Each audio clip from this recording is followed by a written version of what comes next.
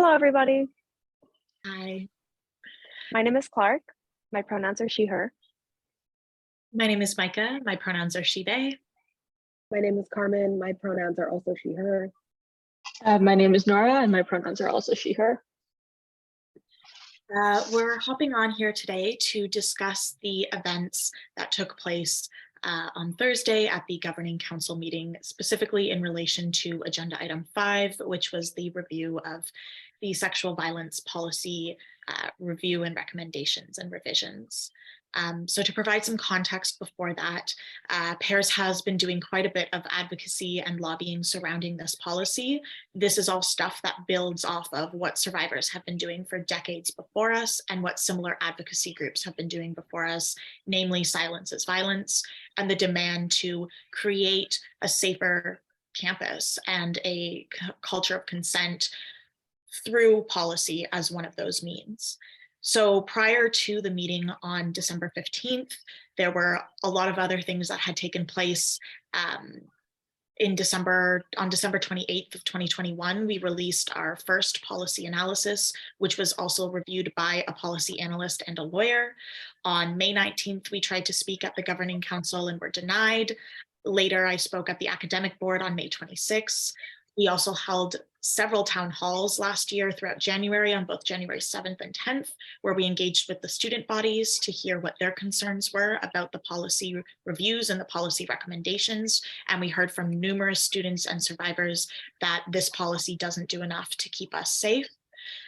We also released our report Too Little Too Late in October of this year, which analyzed specifically the recommendations that the university has put forward on this policy. And most recently, we spoke at the University Affairs Board and Business Board of the Governing Council in November. So there had been a lot of work prior to just this. And we have been very clear with our demands and with our concerns for years prior to this, which is important to note because that is something that was mentioned in the meeting, that a lot of this had only come out within the last few days, which is factually inaccurate. Before the meeting, in the days before the meeting, the PEARS project members spent a lot of time collecting all the information we needed in order to make our case and in order to effectively engage with the members of the Governing Council. We came up with a one-pager, which was basically a very short summary of what our Too Little Too Late policy review consisted of. We asked permission to have this document and the documents we thought the Governing Council needed to read and go over before they make their decision. We asked that it be emailed. We were denied. We were denied that. So we, within our own organization, found about 10 emails of the 20 or so members on the Governing Council and emailed what we could out to professors and faculty members who are on the council. We were then told by the UTSU that they had been told, so it was not directly told to us that the meeting was full and they were at full capacity. We were afraid for a moment that we wouldn't be allowed to join Micah in the Governing Council room while they presented and while they made their speech, which was distressing for a lot of us because we had worked on this together and we wanted to be in that room. We were, though, by luck and chance, allowed to get into the room. We got there very early. We sat at the front. We wore red tape over our mouths to signify the red tape that survivors need to go through at this institution and a lot of other institutions. And then the proceedings officially began. Yeah, once these proceedings began and they got to Article 5, which was the proposed changes to the sexual violence policy, Sandy Welsh gave her overview and then called on other chairs of boards to provide their reports. The chair of the Scarborough Campus Council couldn't attend, so the chair gave an overview of their meeting instead. Dr. Kant did a review for the University of Toronto Mississauga Campus Council.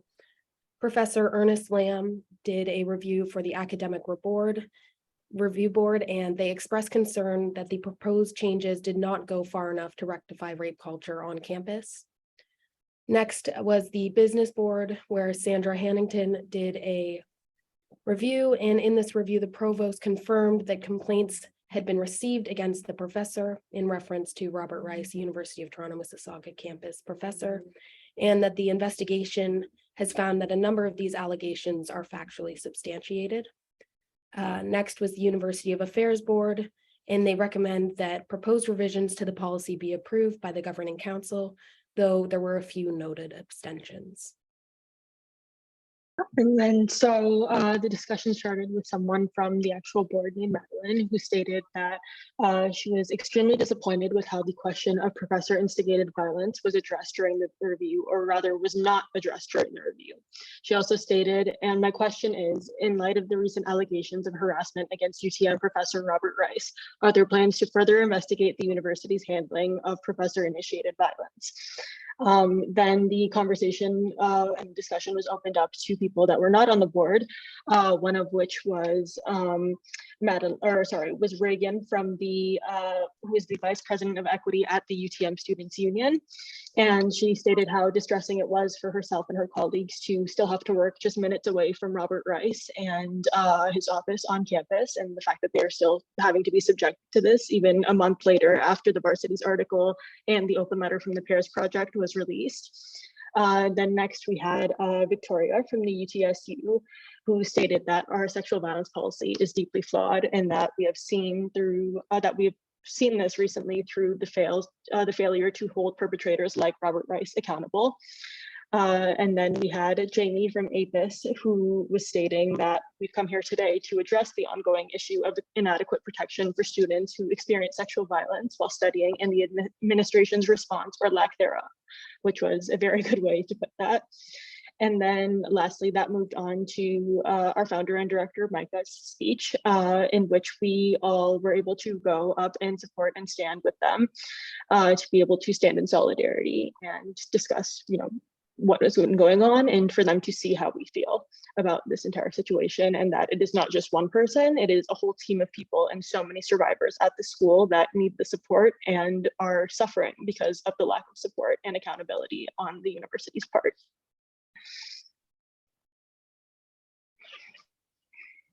So after all of the sort of external speakers who were approved to speak spoke, and after we spoke, this then opened up for the board to ask any questions or have any discussions before they voted on whether or not they wanted to close the review process and accept the revisions that had been made.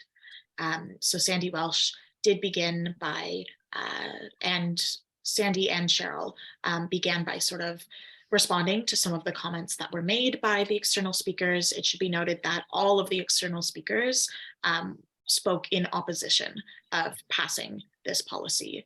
They all spoke to how this policy is not enough and does not do enough, and how we cannot conclude the review here and wait another 3 years for the university to do this. So they did respond to some of those points. I think that there were a lot of interesting things that came out of those responses, and a lot of really fantastic questions that came from members of the board. I mean, they were pushed on whether or not NDAs were used. And the response that we got was very fragmented, I would call it. Fragmented's a good word for it. I mean, it's important first and foremost to highlight how fragmented all their responses were. They seemed to have a response for the most basic questions, but anytime they were thrown off by any sort of accusation, they seemed to scramble genuinely to get an honest response out. Specifically regarding NDAs, I believe it was Sandy who stated that, I'm paraphrasing here, but that she had no knowledge of NDAs being used. That they could find, which is disheartening to say the least. It's also important to note that upon being asked questions about Robert Rice and the situation involving Robert Rice, the chair, the president, Sandy, Cheryl, none of them actually named Robert Rice by name, and they seemed to actively deflect questions involving this professor and predator that still works at the University of Toronto. And I think it's important to note while we're talking about dodging questions, when one of the members of the governing council expressed deep concern and actual confusion about why the PEARS project's requests and suggestion to bring in an external review was denied, when he questioned Sandy Welsh about that and said, you can see, and I'm also paraphrasing here, but you can see why the students are angry, he said.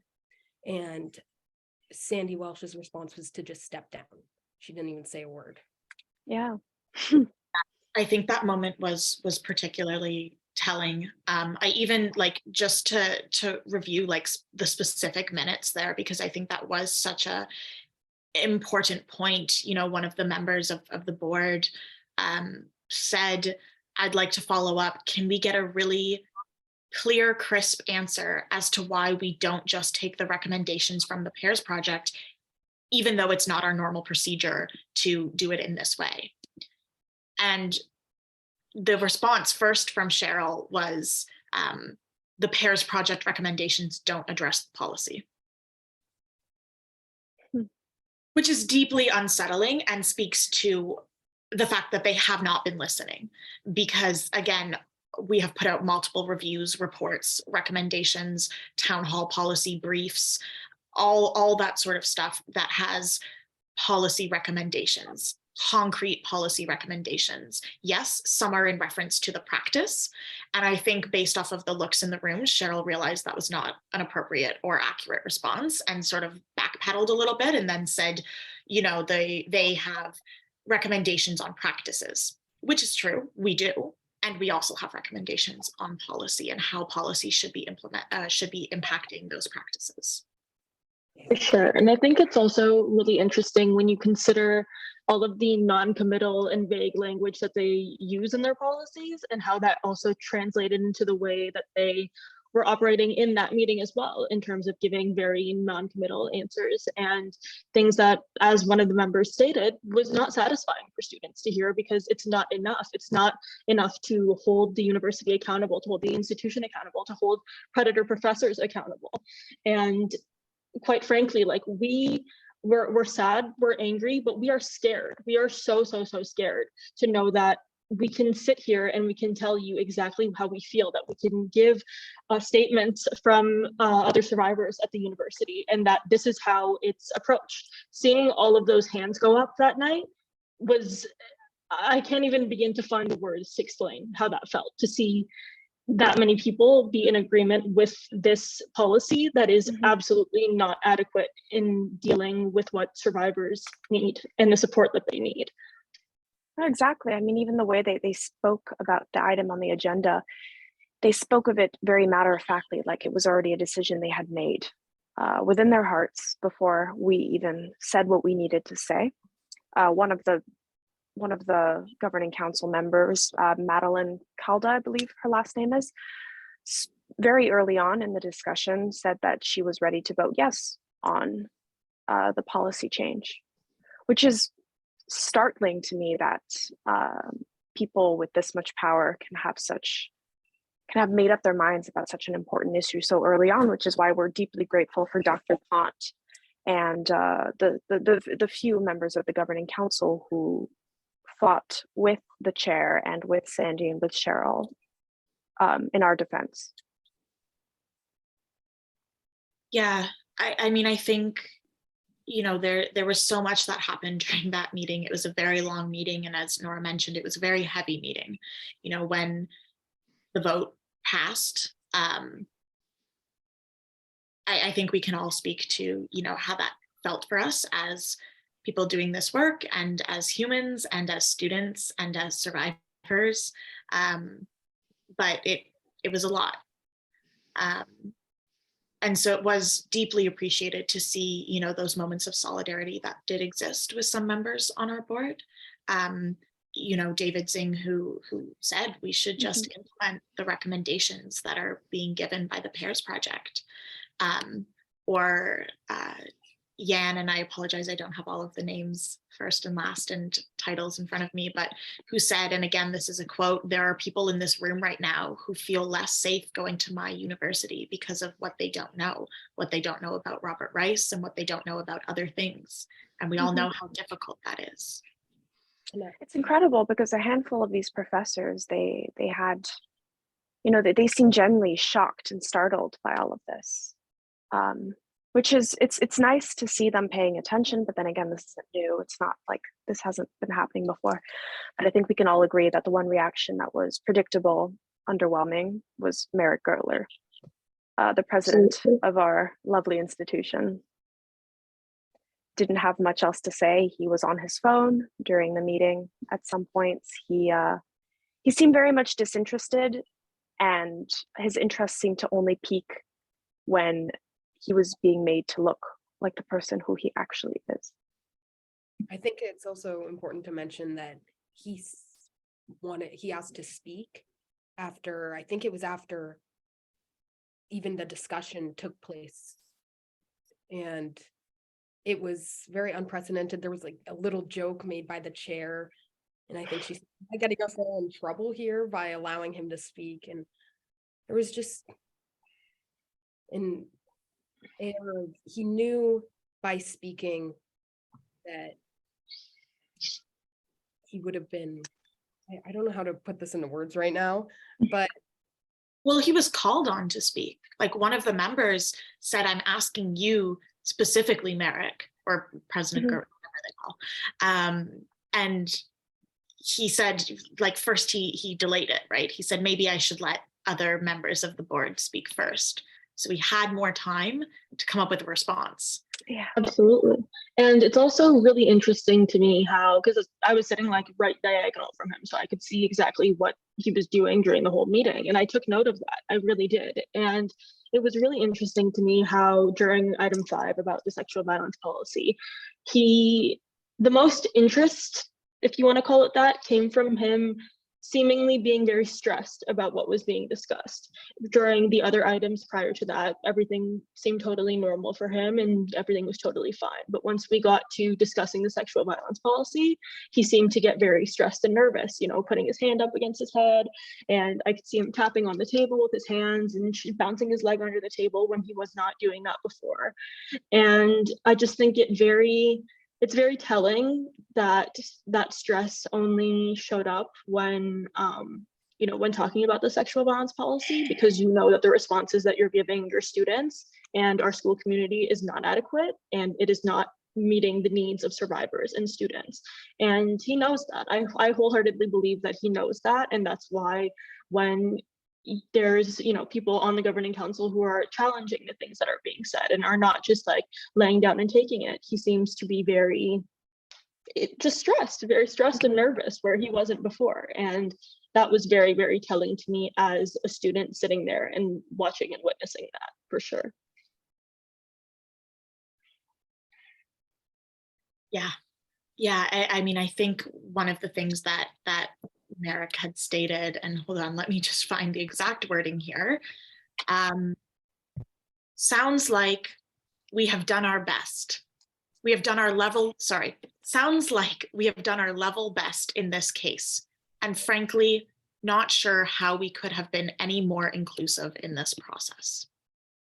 and that's again another testament to how little they listen, to how patronizing it is to have these people who seem completely blind to injustice, but simultaneously enforcers of it.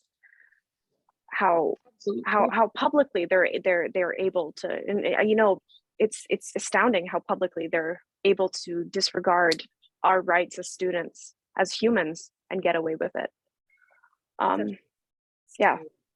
And he did approach our group afterwards in a conversation in which we mentioned that the bill about the sexual violence policy being reviewed every 3 years is not every 3 years, it's at least every 3 years. So hopefully there will be some action in the coming year. Yeah, which I think is sort of, where we stand with this is it was deeply disheartening. It was deeply heartbreaking and disheartening to, see this motion carried through, even when there were proposed motions to, pass this policy with the condition, this was something that Madeline had proposed, with the condition to start an external review, to not stop here, pass this policy, implement these revisions, but then keep going, which is what we are asking for. We can't stop here and wait another 3 years. It is not safe for us to wait another 3 years with inadequate policies. And the chair shut this down. The chair was not unbiased. Yeah, not at all. Not nearly as. She seemed very committed to pushing Merrick's agenda. Merrick spoke after the chair did. That was the final say, and he said, "I agree with you, Madam Chair." I'm paraphrasing, but he did openly agree with the chair in her saying that we should just, approve this policy because it's better than nothing.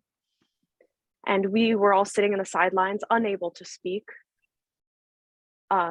tape over our mouths, quite literally, just, unable to speak. We weren't given permission to actually answer the questions that they were asking on matters regarding us. Sure, and I think it's also to the point that Micah was just talking about earlier in regards to the every 3 years and stuff like that.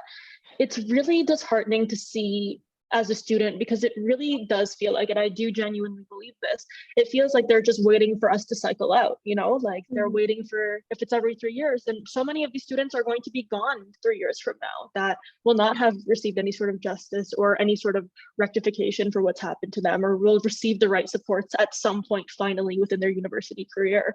That's something that's not going to happen if we do not do something about this sooner. And, I, as a first year student, I can tell you that I'm so scared. I'm so scared to know that if they don't do anything within this next 3 years, I will be in my 4th year by the time that they do anything about this, and that this conversation is started up again, which is why PEARS does the work that they do and why we speak up about this when they won't. And it's just really, it's terrifying, to be honest with you. I feel scared every day when I leave my home and I walk to that campus, when I walk around campus. And keep in mind that this is just talking about this specific situation with the sexual violence policy. This doesn't even begin to cover so many other things that this university has done wrong in terms of allowing anti-abortion imagery on campus and all that kind of stuff that makes students feel super unsafe. It just seems like we cannot do even the bare minimum for students and survivors. We pay money to feel unsafe. We quite literally pay thousands of dollars every single year to feel unsafe. Yeah, Merrick told us to have a good break when he approached our group. He said, at least, well, now you get a break. And Micah's response, I believe, was, actually, no, we have a lot of survivor support sessions coming up, because the break, we don't get a break as survivors, as people who do this type of work. We don't get a break, and that's has to really show the, I don't even have the right word for it, the blindness, the ignorance that the president of our university has on this cause and on many others. But we know that he'll speak before item 5. He spoke on anti-Semitism at U of T extensively, which is greatly appreciated, I'm sure. But when it came to matters of sexual violence, he clammed up until it was time to say what he probably was planning on saying the entire time. Absolutely. And even just in regards to what you just mentioned, in terms of him saying how we have a break now and enjoy your break and all that kind of stuff, I feel like that really speaks to the lack of understanding that when you are in a position like we are, where you're doing anti-violence work, it seems like that almost nobody in that room, very few people in that room seem to understand that for us as people doing this work, it is so incredibly hard to do anti-violence work in an institution that actively works to uphold the framework of institutional violence. It is so hard. It is so draining. It is so difficult. We all walked out of that room with tears in our eyes and running down our faces. And there was a reason for that. And that was because we felt it. We felt it in our hearts. We felt it in our souls. And we felt exactly what's going to happen to every single student and survivor at U of T that needs those supports, that is not going to be able to access it, because this is the policy that they want to put in place, not one that has been reviewed by a lawyer or by a gender-based violence policy analyst or expert. They truly don't even want to do the bare minimum. And it's so scary to think about, you know, like, as I just said, like, as a first year student, I'm so scared. And when I talk to people from like high school who are like, oh, like, how's school going? Or if I talk to a family friend that's saying like, oh, like, my kid is applying to university this year, do you recommend U of T? My honest answer has been, if you want to feel safe at school, don't go here. Don't go here, because I don't feel safe here. I don't feel safe here. And so many people I know don't feel safe here. And everyone has a right to seek out an education without, you know, being harassed or violated in any capacity, or to feel unsafe on their campuses. We all have the right to do that, but unfortunately, that's not a right that U of T is giving us. And that is really scary. And it's the reason why I tell people that ask, honestly, I would not recommend coming here. If you want my personal opinion and my thoughts, if your admission is based off my thoughts, don't come here. Go somewhere else. Yeah. So, sorry, Carmen, did you have something to add? So, you know, we're in a position where we want to hold space for how hard this is, and the fact that, you know, this wasn't the outcome that we wanted. And with that, I do want to hold space for that, but also acknowledge that there were small victories within that meeting. It was deeply unsettling to see the behavior of the provost and the chair and the president. It was deeply unsettling. There were members of that board who spoke out against their employer, which is something that, you know, is unprecedented in governing council settings. There were 3 votes against passing the motion, which again is unprecedented in these meetings. We have been told time and time again that nobody votes no. It's an unspoken rule. You're not allowed to vote against. So I do want to highlight that, and I do want to make sure that survivors know that there were members who were on our side, and there were members who were there in solidarity with us. And with that, this is not the end. This is not where we stop fighting and where we stop demanding what we need and what we deserve. We have direct quotes from the chair saying, and again, this is a direct quote, so what I'm proposing is we vote on this particular question. We have a commitment from administration, from the president, from the provost, from the vice provost, that there will be an external review. We have also heard clear direction from the council that they want this sooner as opposed to later. So we're holding them to that. We're holding all of those people to that process. And when Merrick came out and spoke with us afterwards, you know, he made some comment and about how, you know, it's getting a little better. And I said, no, I mean, it's another 3 years, Merrick. It's another 3 years of students being harmed. And I highlighted that, you know, it doesn't have to be 3 years. Bill 132, as Carmen pointed out, doesn't say every 3 years. It says at least every 3 years. And so I said, you know, how do we initiate the process of starting the review again? And he said they were going to talk about it. And he said I could follow up with him in the new year. So that is what we will be doing. We will be following up, and we will be demanding that they restart this process again.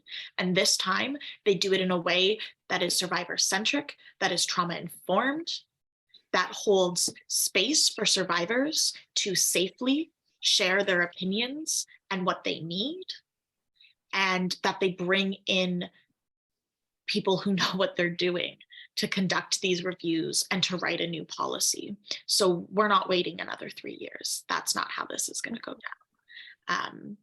And we have a commitment from them, according to the chair. So that's the next step. So I want to hold space for, you know, how shitty this is, to just put it bluntly. But I also want to hold space for the fact that there is hope, and that we're seeing more and more people realize how severe this situation is and start to stand with us and start to fight for our rights and our safety. So I want to hold space for that hope as well, and make sure that people know that this isn't the end, and this is not what our final policy is going to look like. Nope. Is there anything else that any of you wanted to highlight or add? We I'm all sure have a anyone lot of who's thoughts on this, but I don't have anything particular and specific to add to this. I think you guys have heard a lot of my thoughts over the last couple of days, that's for sure. keep them coming. I think whoever's watching this will see more or hear more from us in the next few days, I'm sure. You know, I remember getting back from this meeting and I just couldn't write anything. I was exhausted, like purely just like, I don't know. It's one of those experiences, you know, I wish they had gotten it on camera, like physical, like a recording, a video recording of everything. But I think we're good to end for now, and we will keep you updated. All right.